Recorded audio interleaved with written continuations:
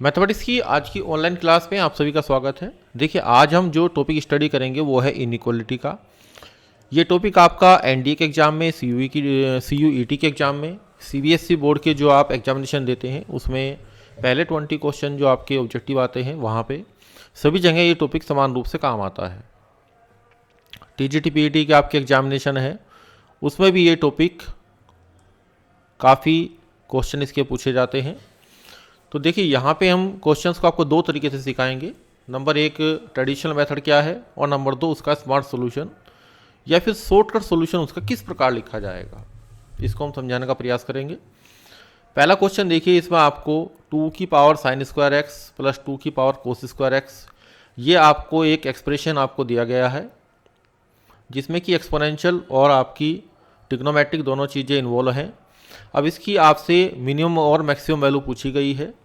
तो यहाँ सॉल्यूशन पे अगर आप कंसंट्रेट करें तो सब्जेक्टिव मेथड में क्या होता है, जो प्रॉपर्टी हम यूज करते हैं वो जनरली क्या यूज करते हैं, 90% क्वेश्चन में arithmetic mean greater than equal to geometric mean, इसका हम प्रयोग करते हैं। तो देखिए, जिस तरीके से अगर हम यही मेथड अप्लाई करते हैं, arithmetic mean greater than equal to geometric mean, तो यहाँ पे क्वेश्चन की सॉल्विंग की जो टाइम है आपकी वो लेंथी हो जाती है। तो इस मेथड को आप देख सकते हैं इस तरीके से। अब यहाँ हम क्या करते हैं, स्मार्ट सॉल्यूशन के ऊपर काम करते हैं। स्मार्ट सॉल्यूशन के अंदर आप क्या करते हैं, अपने माइंड से चीज़ों को सोचना शुरू करते हैं। देखिए, यहाँ पे साइन और कोस की जो वैल्यूज़ हैं, एक चीज़ हमने आपको बताई थी कि arithmetic mean greater than equal to geometric mean जब आप बनाते हैं तो ये जो इक्वलिटी का साइन है ये कब आपका प्रयोग होता है, मतलब इसकी होल्डिंग कब होती है, जब आपके पास गिवन जो नंबर्स होते हैं, अगर ए और बी पे आपने अप्लाई किया है तो ए और बी संख्याएं क्या होती हैं, बराबर होती हैं। तो अगर मैं यहाँ पे साइन और कोस की बात करता हूँ, इक्वेशन पे ध्यान दें, इक्वेशन के अंदर आपके पास क्या है, साइन स्क्वायर एक्स है और 2 की पावर में कोस स्क्वायर एक्स है। साइन और कोस कब बराबर होते हैं आपके, जब आपके पास जो एंगल आपके पास एक्स जो है वो हमारा कितना हो जाए, π/4 यानी कि 45 डिग्री। तो हम क्या रखेंगे, 45 डिग्री। आपको अपने हिसाब से अगर स्पीड हमारी बोलने के हिसाब से कम लग रही है तो आप अपनी स्पीड को 1.25 पे कर सकते हैं या 1.5 पे। अब यहाँ पे अगर मैं x को क्या करता हूँ, 45 डिग्री रखता हूँ, तो ये जो इक्वेशन आपको, एक्सप्रेशन आपको दिया गया है, इसकी वैल्यू मैं फाइंड आउट कर रहा हूँ। 2 की पावर कितनी हो जाएगी, 1/√2 का स्क्वायर आप करेंगे तो 1/2 आएगा, तो ये √2 आएगी और ये क्वांटिटी भी √2 आएगी। हमने x बराबर 45 डिग्री पे काउंट किया है तो ये वैल्यू आपके पास 2√2 आ गई। अब आप ध्यान से देखिए कि ये वैल्यू 2√2 और जो आपके यहाँ सॉल्यूशन में एक चीज़ ऑब्टेंड हुई है सब्जेक्टिव मेथड वाले में, वो भी आपकी 2√2 ऑब्टेंड हुई है। और ये जो 2√2 वैल्यू है ये आपकी किससे बड़ी है, 2 से बड़ी है। तो इसलिए आपके पास सॉल्यूशन जो है वो बी ऑब्टेंड हो गया। तो हमने क्या किया, केवल x की वैल्यू को पुट करके देखा। दूसरा, अगर आप क्या करते हैं, x की वैल्यू को, x को आप 0 पुट कर लेते हैं। सबसे आसान वैल्यू आप पुट करें, 0 पुट करेंगे तो जो एक्सप्रेशन मेरे पास था उसकी वैल्यू आपके पास कितनी आई, देखते हैं ध्यान से। 2 की पावर यहाँ पे 0 करेंगे, साइन 0 0, और यहाँ पे कोस 0 1 आपके पास आएगा। तो ये वैल्यू आपके पास 2 और 1 3, और ये जो 3 जो वैल्यू आ रही है ये भी आपकी 2 से बड़ी आ रही है। तो देखिए, ये और भी आसान हो गया। तो इसका मतलब ये हुआ कि जो इनइक्वलिटीज़ के क्वेश्चन है उसमें x की वैल्यू को पुट करके हम सॉल्यूशन को ऑब्टेन कर सकते हैं। तो हमारा जो मोटिव था इस क्वेश्चन का वो क्लियर हुआ, जो हम आपको समझाना था कि भाई ये क्वेश्चन आप कैसे करेंगे, स्मार्ट सॉल्यूशन से इन क्वेश्चंस के ऊपर वर्क करेंगे। अब चलते हैं सेकंड क्वेश्चन की तरफ। नेक्स्ट क्वेश्चन देखिए, ये क्वेश्चन भी आपका सेकंड क्वेश्चन इंपॉर्टेंट क्वेश्चन है।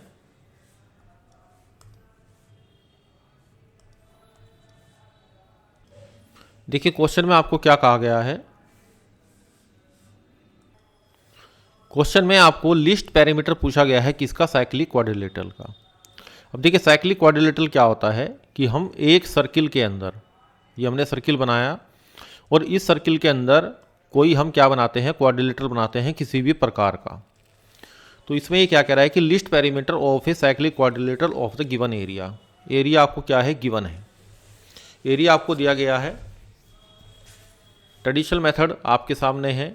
यहाँ पे आपको एरिया, सबसे पहले तो एरिया का फॉर्मूला पता होना चाहिए कि साइक्लिक क्वाड्रिलेटरल में जब आप एरिया निकालते हैं तो एरिया का formula under root S minus A, S minus B, S minus C, S minus D होता है। ये आपको कंफर्म होना चाहिए पहले से। फिर हमने क्या किया, arithmetic mean greater than equal to geometric mean का प्रयोग किया और यहाँ से एस में जो पैरामीटर है और आपका एरिया में जो लिस्ट पैरामीटर की वैल्यू आपके पास आई है वो है 4 अंडर रूट ए।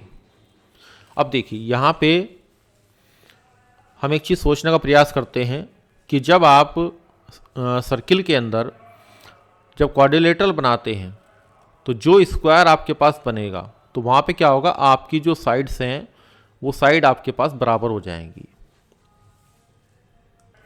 तो हमने आपको बताया था कि क्वाड्रेटिक जो आपके पास साइक्लिक क्वाड्रिलेटरल है उसमें जब आप लिस्ट वाली कंडीशन लाएंगे तो हमारे पास क्या बनेगा, स्क्वायर बनेगा। जो साइक्लिक क्वाड्रिलेटरल बनेगा वो हमारे पास क्या बनेगा, स्क्वायर बनेगा। तो यहाँ पे जो एरिया आपको दिया गया है ए इक्वल टू कितना हो गया, साइड का स्क्वायर, क्योंकि मैं साइक्लिक क्वाड्रिलेटरल का एरिया दिया गया है। तो यहाँ से ए की वैल्यू फाइंड आउट होगी अंडर रूट ए। उसके बाद हमें क्या करना है, लिस्ट पैरामीटर निकालना है। तो पैरामीटर लिस्ट आएगा इस कंडीशन में जब साइड आपकी बराबर हो जाएंगी। वो कब होंगी, जब वो साइक्लिक क्वाड्रिलेटरल आपका क्या बन जाएगा, स्क्वायर बन जाएगा। तो पैरामीटर कितना हुआ 4a और a की वैल्यू हमने ऊपर से पुट कर ली तो हमारे पास वैल्यू कितनी आई है 4 अंडर रूट ए। यही सोल्यूशन आपका यहाँ ऑब्टेन हुआ था। तो यहाँ पे हमारे कैलकुलेशन का जो पार्ट है हमने कंडीशन क्या लगाई कि जब भी मैक्सिमम मिनिमा की कंडीशन आती है तो जो ज्योमेट्रिकल फिगर होती है वो उसमें साइड आपकी बराबर होनी शुरू हो जाती है। ये पार्ट बेसिकली क्या है कि आपका इंटरनली पीछे चल रहा है, किसी भी फिगर के पीछे जो वर्किंग हो रही है उस पर काम कर रहा है। नेक्स्ट क्वेश्चन देखिए, ये भी अच्छा क्वेश्चन है। क्वेश्चन नंबर 3, अगर एक्स वाई जेड हमारे पास क्या है, पॉजिटिव रियल नंबर है, किस प्रकार से हैं कि उनके स्क्वायर का सम हमारे पास कितना आ रहा है, 27 आ रहा है। अब आपको x cube plus y cube plus z cube इन तीनों के सम के बारे में आपको बताना है कि इसकी मिनिमम वैल्यू मैक्सिमम वैल्यू कितनी होगी, इसके ऊपर काम करना है। तो देखिए इसमें जो कंडीशन यहाँ पे सब्जेक्टिव सॉल्यूशन के अंदर ऑपरेट हुई है तो यहाँ पे क्या किया गया है, जो क्वांटिटी आपके पास है इसको भी समझने का प्रयास करें, क्योंकि कुछ जगह आपको ये बोर्ड पे समझाना ही पड़ेगा। अगर आपको इंटरव्यू में ये क्वेश्चन पूछा जाएगा तो वहाँ भी आप इसको एक्सप्लेन करेंगे। तो यहाँ बेसिकली पावर क्या होती है, यहाँ पे आपने क्या किया कि इसमें पावर 3/2 3/2 3/2 ली। अब ये पावर आपने क्यों ली, उसकी वजह क्या है, क्योंकि हमें 2 से क्या बनाना है, 2 से 3 पे जाना है। तो इसका मतलब क्या हुआ, हमें 2 में 3/2 की मल्टीप्लाई करनी पड़ेगी। तो यहाँ पे आपके पास ये सिंपल क्या होता है, अर्थमेटिक मीन होता है, यहाँ पे 3 आएगा और यहाँ पे ये नंबर्स होते हैं। तो ये इनइक्वलिटी का एक रिजल्ट होता है। तो यहाँ ये जो m की वैल्यू है, अगर m की वैल्यू आपके पास 1 से बड़ी होती है तो यहाँ पे ग्रेटर देन इक्वल टू की इनइक्वलिटी का यूज होता है। तो यहाँ पे हमें नंबर्स की पावर्स का अर्थमेटिक मीन लिया है और यहाँ इस ब्रैकेट के अंदर हमने क्या किया है, उन नंबर्स का अर्थमेटिक मीन लिया है। तो ये अर्थमेटिक मीन जो लेफ्ट हैंड साइड में आपको दिखाई दे रहा है, ये arithmetic mean of powers of numbers है। तो ये थोड़ा सा स्टैंडर्ड रिजल्ट है, अप्लाई करने में भी थोड़ी सी प्रॉब्लम क्रिएट करता है कई बार। तो यहाँ से ये वैल्यू आपके पास कितनी ऑब्टेंड हो गई, 81 ऑब्टेंड हो गई। अब देखिए यहाँ पे 81। अच्छा, अब हम क्या करते हैं, हम चलते हैं अपने स्मार्ट सॉल्यूशन की तरफ, जिसको हम बार बार आपको कहते हैं कि भाई इस पर फोकस कीजिए आप, कि यहाँ पे अगर मैं x और y और z को तीनों को क्या कर देता हूँ, इक्वल कर देता हूँ, इनको मैं 3 रख देता हूँ तो 9 3 27। तो इसका मतलब क्या हुआ कि एक इक्वलिटी मुझे ऑब्टेंड हो रही है। अब यही वैल्यू मैं यहाँ पुट कर देता हूँ x cube plus y cube plus z cube. तो 27 को आप क्या करेंगे, 3 बार ऐड करेंगे। ऐड करने से हमारे पास रिजल्ट क्या आया, 81 आया। तो इसका मतलब ये हुआ कि यहाँ पे आपके पास वैल्यू कितनी ऑब्टेंड हुई, 81 वाली वैल्यू ऑब्टेंड हो रही है। तो हम 81 वाली वैल्यू पे वर्क करना शुरू करते हैं। दूसरी बात क्या है इसमें, जो गिवन आपके नंबर हैं वो पॉजिटिव रियल नंबर हैं, तो मैं क्या करता हूँ, एक काउंटर एग्जाम्पल और लेता हूँ। उसमें x को 1 लेता हूँ, y को 1 लेता हूँ और z को 5 लेता हूँ। अब आपके माइंड में ये चीज़ आएगी कि ये वैल्यू आप कैसे कंसिडर करेंगे। तो मैं आपको बता देता हूँ कि इसमें जब आप कंटिन्यूसली इन क्वेश्चन पर वर्क करते रहेंगे, ये चीज़ें माइंड में आपकी ऑटोमेटिकली आनी शुरू हो जाएंगी। आप ये जो सब्जेक्टिव मेथड है, इस सब्जेक्टिव मेथड में जाने का प्रयास नहीं करेंगे अगर आप ऑब्जेक्टिव क्वेश्चन को सोल्व आउट कर रहे हैं। तो देखिए 25 + 1 + 1 और 27 हो गया। अगर यहाँ पे इनके क्यूब की वैल्यू निकालते हैं तो 1 + 1 प्लस अब ये 5 का जो क्यूब आएगा वो कितना आएगा, 125। तो इसका मतलब क्या हुआ, 127 हमारे पास आंसर आ रहा है। तो इसका मतलब क्या हुआ कि ऊपर जब आपने इक्वलिटी वाला केस निकाला था तो वहाँ पे जो 81 था वो आपकी मिनिमम वैल्यू थी। तो इस वजह से आपका जो सोल्यूशन है वो कितना आएगा, मिनिमम आपके पास मिनिमम वैल्यू क्या आएगी, 81 आएगी। तो ए ऑप्शन आपका करेक्ट आंसर होगा। ये क्वेश्चन इंपॉर्टेंट था सब्जेक्टिव के हिसाब से भी और ऑब्जेक्टिव के हिसाब से भी। क्वेश्चन नंबर 4 के ऊपर वर्क करते हैं, ध्यान से देखिए। आपको set of values of x find out करनी है, जो दोनों इनइक्वलिटीज़ को, जो इनइक्वलिटीज़ आपको दी गई हैं, इनको साइमल्टेनियसली सेटिस्फाई करें। सॉल्यूशन पे आप काम कर सकते हैं। यहाँ पे फैक्टर आपको करने पड़ेंगे, यहाँ भी फैक्टर आपको करने पड़ेंगे। फैक्टर आपको स्पीडली करने आने चाहिए। अगर आपको ये स्पीडली करने नहीं आते हैं विद इन 1 लाइन, जो हमने आपको पहले सिखाए थे, तो आप अदर लेक्चर हमारे जो यूट्यूब चैनल पे है वहाँ से भी आप देख सकते हैं। अब देखिए यहाँ पे दोनों जो आपके पास आएंगे, यहाँ बीच में क्या है, इंटर एंड है, और एंड का मतलब होता है इंटरसेक्शन। तो इंटरसेक्शन में आप क्या करेंगे, यहाँ पे दोनों का कॉमन लेंगे, तो ये वैल्यू आपके पास कितनी आएगी, x बिलोंग करेगा 2 से 5 के बीच में, और डी ऑप्शन आपका करेक्ट आंसर होगा।